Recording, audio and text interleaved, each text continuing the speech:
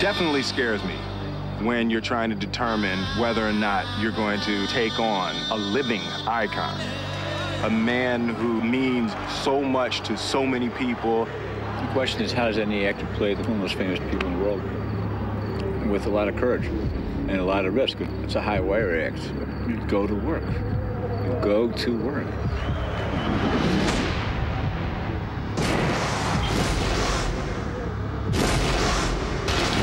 I'm only 22 years old. I ain't got a mark on my face. I must be the greatest. Oh, yeah. Look how good I look. Ain't this just the perfect specimen of a man right here? I shook up the world. I shook up the world. Roll down. Will is an actor who shows up 10 minutes early for anything and everything, and is there all the time. He's totally disciplined, totally dedicated, totally committed. Ali is one of the greatest figures of the last century. The little sacrifice that I have to make to tell his story properly is nothing like the sacrifices that he made. It's almost cathartic to be able to get hit and take those shots and stand up and keep fighting.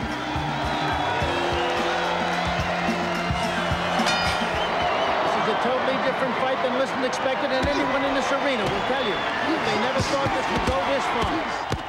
Before I could decide that, yes, this is something I want to do, I had to find a story I want to tell. Wait a minute! Liston's not coming out! He's not coming out! The story I want to tell, its very simple story, is a man who wins the heavyweight champion of the world. It's a crown. The crown was taken from him unfairly. Mr. Clay, you're under arrest. And along with all the other successes and failures and complications and failings that go on in real life, it's a quest to regain equity and justice.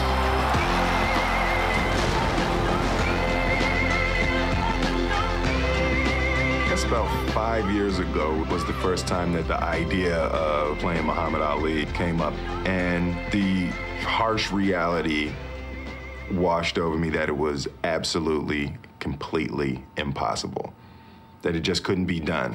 Everything that he did was big and bright and colorful, all of the things that you try to teach young actors to be. So I'm like, there's no way. So, for years I turned it down, and I guess probably about 2.5 years ago, I saw Ali, and he told me that I was almost pretty enough to play him. Look at his face. You ever seen anything pretty as me? You crazy as me. There is a Muhammad Ali. There's a lot of film footage on Muhammad Ali. There's, there's more written about Muhammad Ali than any other living human being. So if you're going to do Muhammad Ali, you don't imitate Muhammad Ali. That's the last thing you do, because the best you could ever be is a Xerox of it. They'll be saying Ali is very pretty.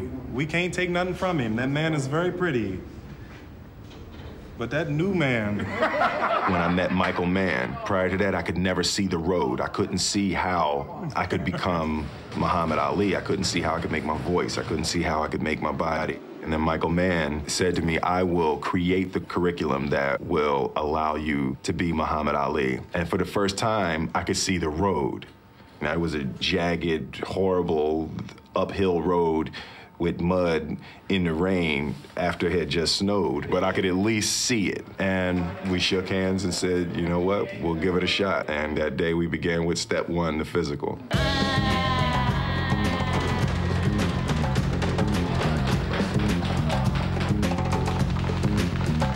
Getting into physical conditioning is absolutely straight down the middle, the prime target for dealing with all of the other aspects. To learn to think like a fighter, to eat like a fighter, to sleep like a fighter, to assess situations in life like a fighter. We trained a year, just over a year, 6 hours a day. We do road work in the morning at 6 o'clock, box between 11:30 and 12 o'clock, meet again for fight film classroom around 3, and then strength training around 5.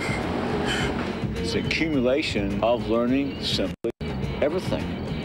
We design a curriculum that's difficult to acquire, and you learn it. That's why Will and I have been on this film since February of the year 2000. When he first came to me, he was roughly 189 pounds.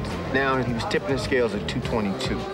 His bench press was somewhere around 175. Now his bench press is 365 pounds. So let's slow everything down, get it right, and then we can move it back to our speed. My trainer said, okay, we're not approaching this like an actor. We're approaching this like a fighter. You need to think like a fighter. So the way that you're gonna think like a fighter is I'm gonna put my gloves on right now, and you're gonna put your gloves on, and when the bell rings, I'm coming to bash your head in. They got top-of-the-line guys in here, you know, from James Toney to, you know, Charles Shuford, Michael Bent, Al Cole. They have people who have been world champions or who are world champions playing roles in this movie. We have a job here in Camp Ali. Our job is to make this the best boxing film ever. And we have a saying, iron sharpens iron. So, you know, when you spar with guys of that caliber, you have to improve. If not, you get hurt. The first time I got hit, Michael Bent threw a right hand, and I saw it coming, but I didn't have enough time to do anything but just put my chin down. And he hit me right on top of my head, and I felt an electric shock from the base of my neck down to the backs of both of my elbows. And that'll really get you questioning your commitment to the task at hand. We had what were called round robins. Essentially, one person stays in the ring and fights one round with every fighter that's in the gym. So it was my round robin day. And, you know, I had my arms over the ring, and I'm looking out the ring, resting after the third round, and the bell rings, and you don't care who you fight everybody. So I turned around and walked out and looked, and Sugar Ray Leonard was standing in the ring. I was like, oh, man.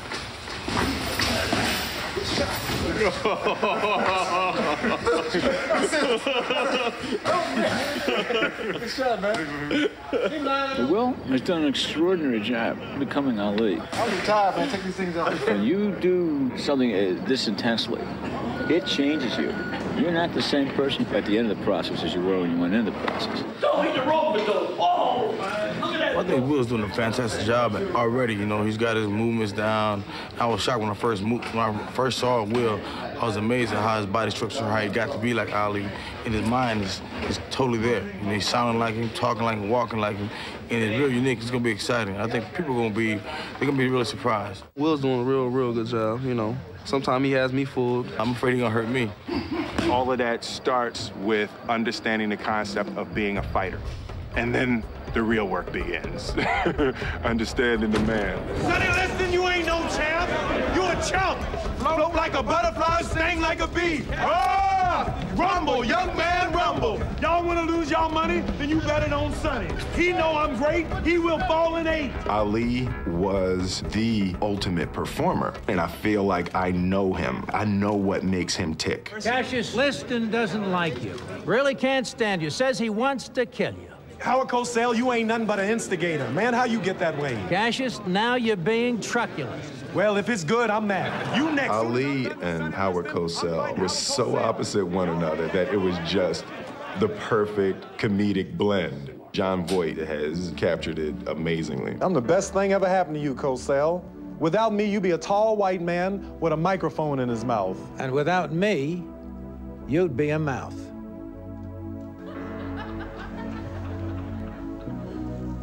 We'll be right back. You want some food for that thing? How could you do such a thing? When Michael first said to me, how'd you like to play Howard Cosell? I was stopped the way everybody else is stopped when they hear my name. How do you put that together, you know what I mean? And I might just have to show these people here that I have some speed as well. Man, I know this. Line up that microphone. Kill that microphone. As you said, I murdered a rock, I murdered a microphone. Okay, man, all right. Will was so into character as Ali, and John Voight was so into character as Howard Cosell. Man, you so smart, you ignorant. That they could riff for 20 minutes. Yes.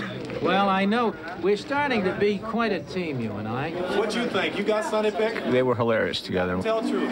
I had Sonny Peck until I saw this portrait of masculinity. Yeah, you saw that going. Which is quite intimidating. It's like a statue.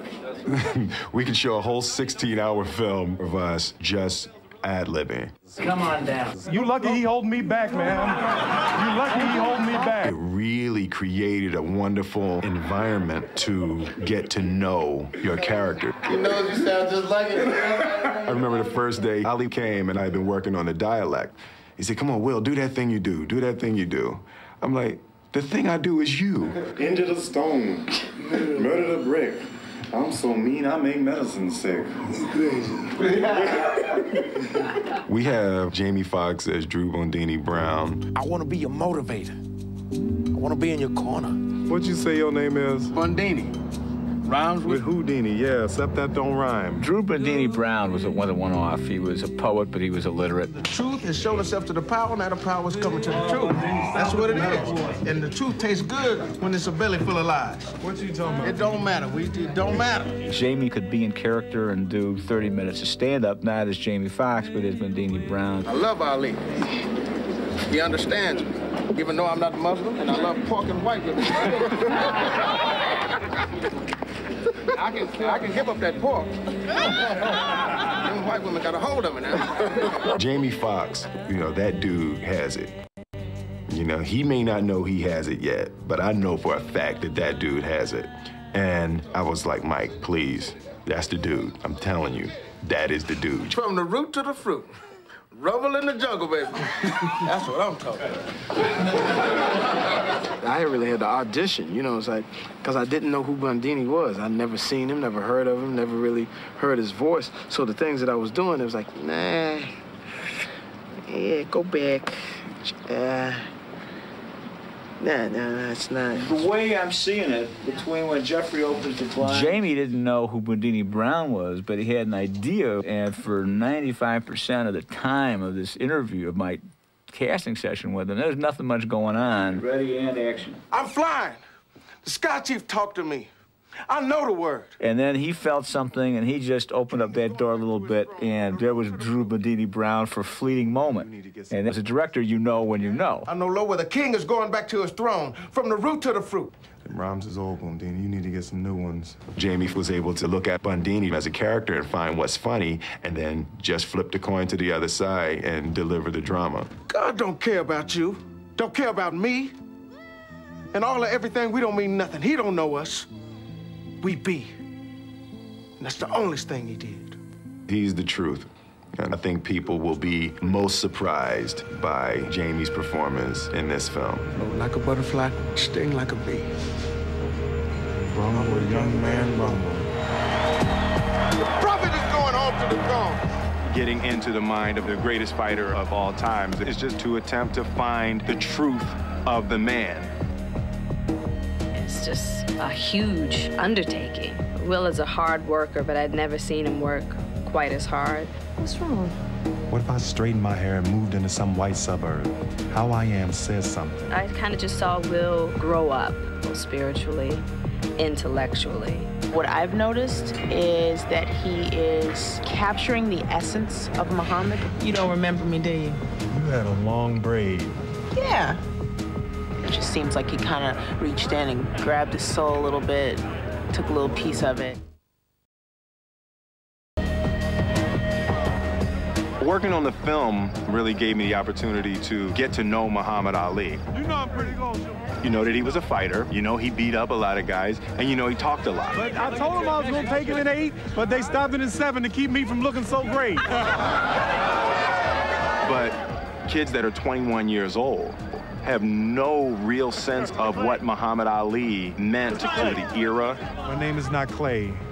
Clay is the name of the people that owned my ancestors, and I no longer want to be called by that slave name.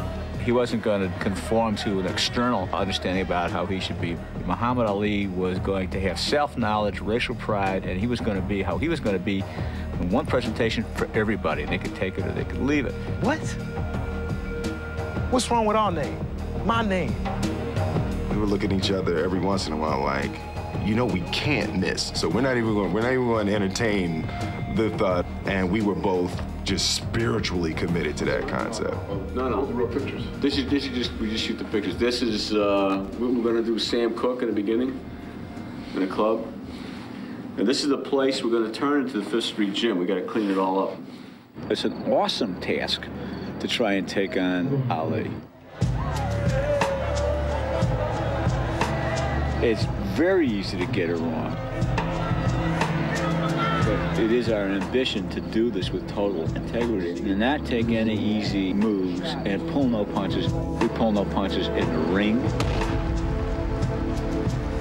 We pull no punches in the sexuality.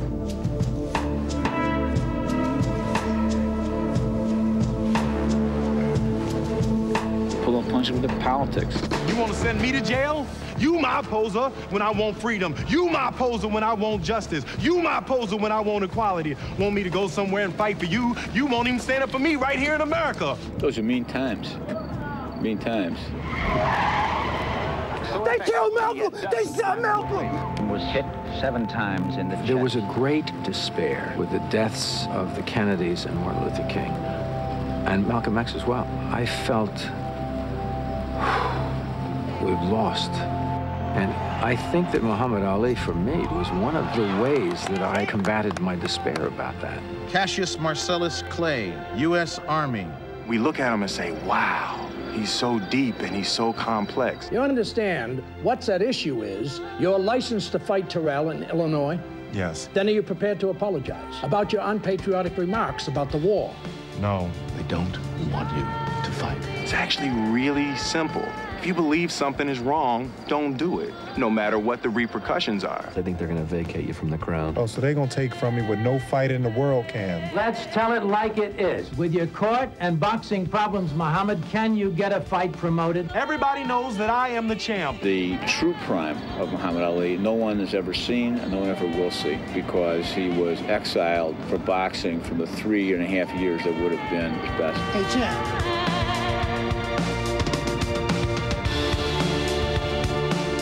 If I can take people and put them in Ali's shoes to the extent that you could know how this man feels, that's the hardest to get.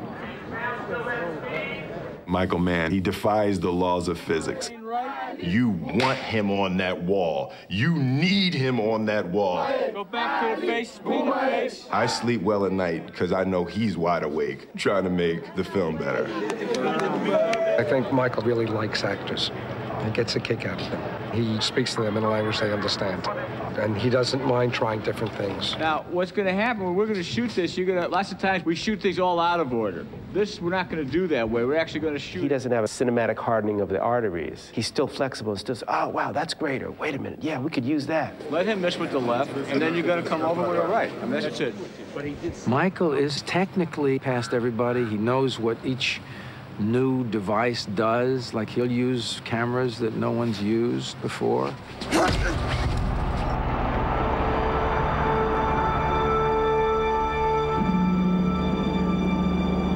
The way Michael shoots and the way he, uses the camera, the footage stays exciting.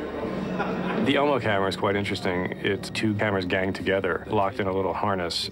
Creatively, it was very helpful to sort of get inside the boxing and just jump into that subjective point of view.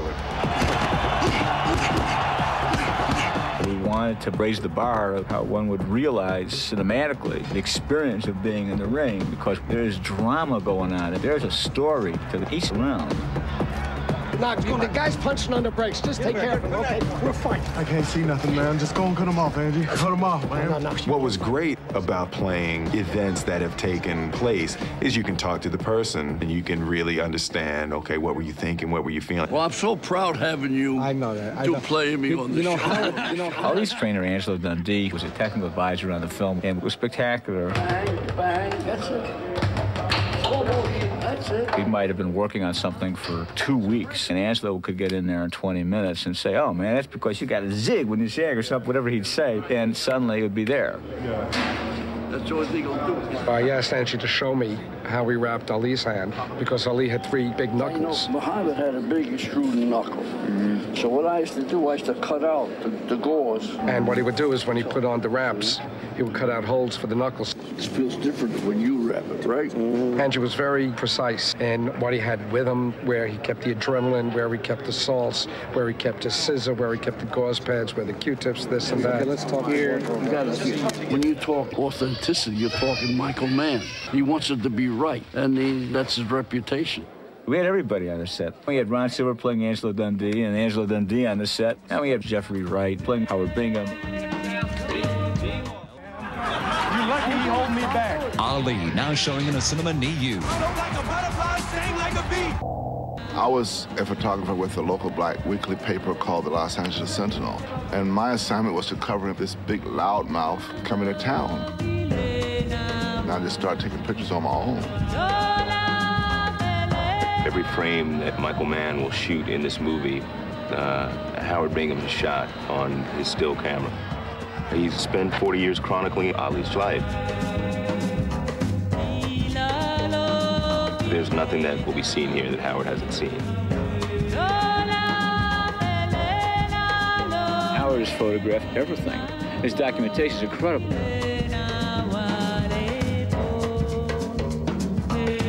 Kind of clothes Ali would wear, Howard may or may not have an idea, but Howard was there at the time. And if he doesn't have an idea, he's got a photograph of it.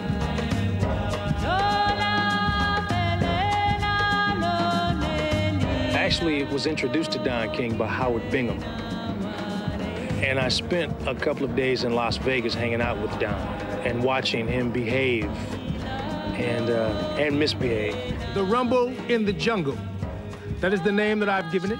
It will raise up the spirits of our inner cities. That is the discouraged, dispirited, denigrated denizens of the Dimmerman that is called the ghetto. Man, Don, you crazy. You must have studied the whole D section of the dictionary.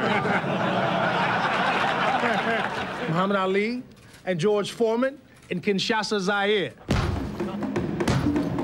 George Foreman could literally pound a dent into a heavy bag and had knocked out 8 of his last 11 opponents by the 3rd round. Muhammad, I have to ask, are you really fast enough anymore to beat George Foreman? Many people believe you're not the man you used to be 10 years ago. Senator Howard, I didn't even want to talk about this, man. But I talked to your wife. And she said you not the man you used to be 2 years ago. And no, he's older. He's 32 years old, and he can't do what he did when he was 22 years old. You think I still got the tools? You still got the tools, Daddy. But they're different. Well, we better sharpen them up, because we going to Africa. Yeah, to the motherland. Yes, sir. From the root to the fruit. We're gonna rumble in the jungle. He knew for himself he had to win this back.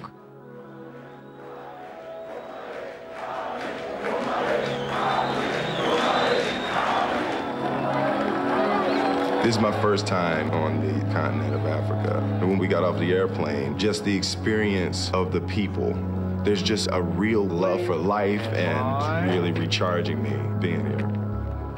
Roll sound.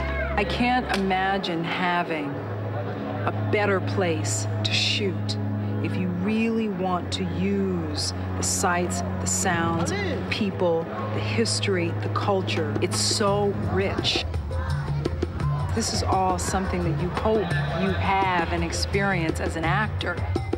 Michael Mann is one of those people that gives the physics and the metaphysics of the performance the same attention. That's why we didn't shoot the Caribbean for Africa. Shoot Africa for Africa. There's life in the walls that you can't even imagine. And as an actor, there's something spiritual and something emotional that happens that puts you into that place.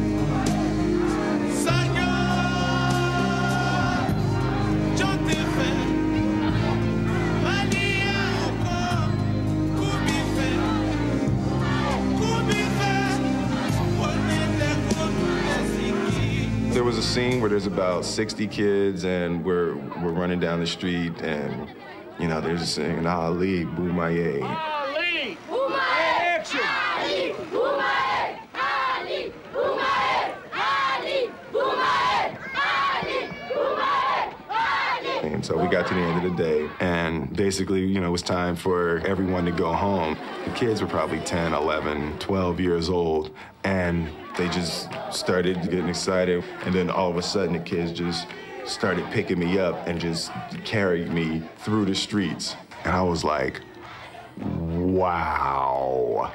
There was a spiritual connection that I felt that just changed me forever. And it gave me a great sense of what Ali must have felt. And it just really inspired me to live up to that kind of adulation. champ is here! The champ is here! The champ is here! This was supposed to be the fight that Muhammad Ali was ended. Supposed to be the Muhammad was gonna fall. Supposed to be my destruction. Well, they miscalculated. They misjudged. They got it wrong. Having gathered not only his own personal energy and personal strength, he had the entire African continent behind him. We had specifically kept Will out of the arena for the Rumble in the Jungle until we were rolling film. Hey, Mark! And as we were coming in, the scale of this event just revealed itself, and I could tell that the power of it was all that I wanted it to be.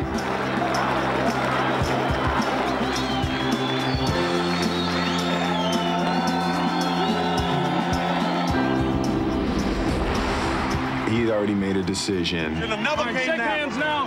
Come on, fighting at the never came now. that he was either going to win or he was going to be dead.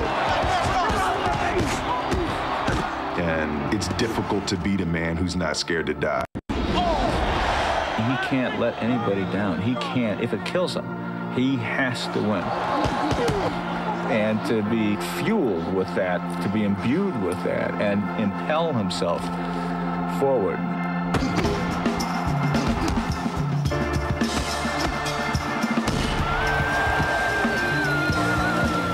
Ali's story is that existence is not something you just have to suffer through. Struggle is possible. Achieving something, whatever it is you want to achieve, is possible. And he personified these things because of his history, his life. I believe Ali was the ultimate patriot, and his life really illustrates who you are is not about what's around you. It's about who you decide that you want to be, and do you have what it takes to be that person?